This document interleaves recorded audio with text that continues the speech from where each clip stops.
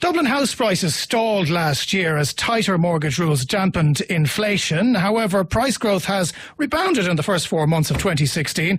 Savills published this report. That's what we're talking about. Its Director of Research is John McCartney. He's on the line now. Why the change, John? Yeah, well, there was a sort of a dark cloud hanging over the Dublin housing market for most of 2015 because the rate of growth sort of diminished gradually over the course of the year. But you're quite correct in what you've said. There has been a pronounced pickup in the rate of house price inflation in Dublin in the first 4 months of this year, and that's set to continue because of base effects as we get into the summer, so it will continue to accelerate. I think what it tells us ultimately, Jonathan, is that the central bank mortgage lending rules ultimately in the long run are not having any effect in containing house price growth. How so? Well, they had a significant cooling effect for much of last year. What's changed? Well, you see, this is, I think, you know, where a sort of a deeper analysis is required, because what they did was they froze some first-time buyers out of the market because they couldn't get a sufficient deposit to buy a house. And in the short run, what that did was it reduced the number of housing transactions and it took competitive heat out of the market. And that's why we saw a slowdown in the second half of the year. And I absolutely accept that. However, if you think it through to its logical conclusion, those people that were displaced from the owner-occupier market still had to live somewhere. So where did they go? They went into the private rented sector, and we don't have enough rental properties to go round.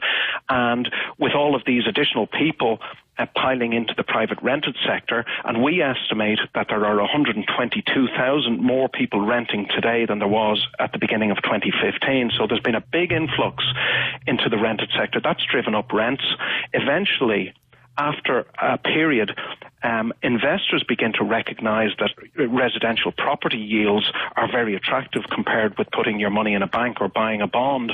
And so they come in and they start bidding against each other to buy properties, and that drives inflation through the back door. So is that what we're seeing here? We're seeing not people who are buying their homes and circumnavigating the central bank rules, but these are investors who are coming in, the guys who have the cash, who have no trouble getting loans.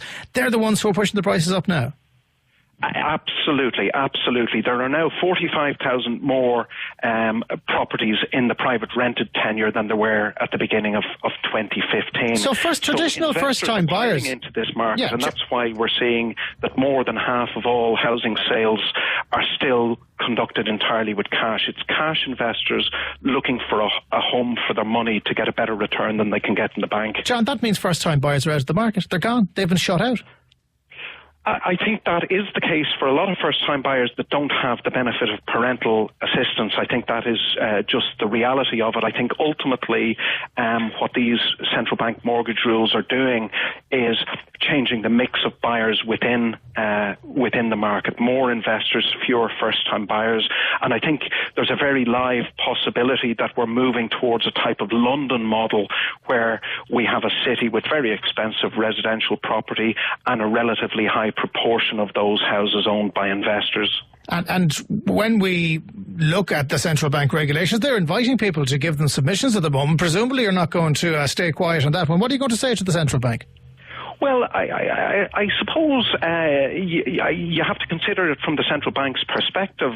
They brought in these rules with the specific objective of underpinning the financial stability, or the stability of the financial system.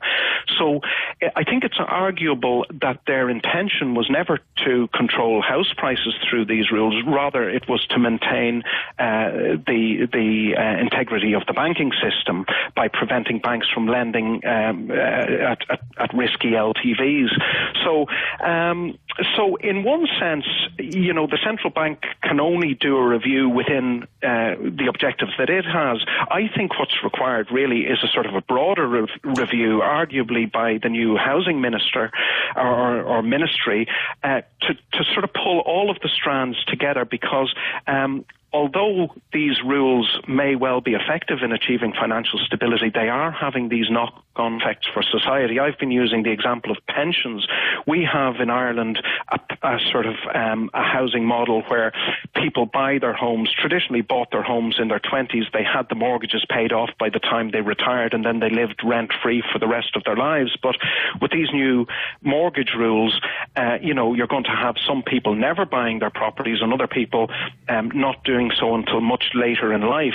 And then you have to question, how are they going to fund their housing costs after they retire? Pensions are not going to be big enough. So that's just an example of the type of spillover effects that you can get from these policies.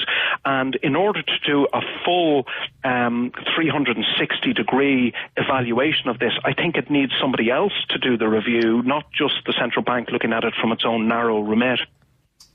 All right, John McCartney, Savills